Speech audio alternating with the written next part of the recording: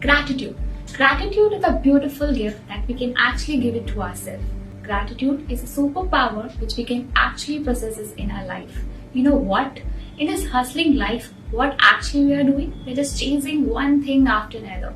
But the most important thing which we are lacking today is all about practicing gratitude. Gratitude is all about discovering and shifting our focus from things which we are actually lacking in our life to things which already we have. By allowing this shift will help us in building a very strong relationship with everyone. It allows us to see the blessings which we sometimes go unnoticed. It also allows us to see more about the present moment.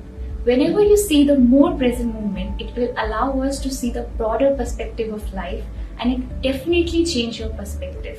We at Ramagya encourage every student to come together and join the journey of gratitude. Let's cultivate the culture of gratitude and make this world a better and a peaceful place to live in.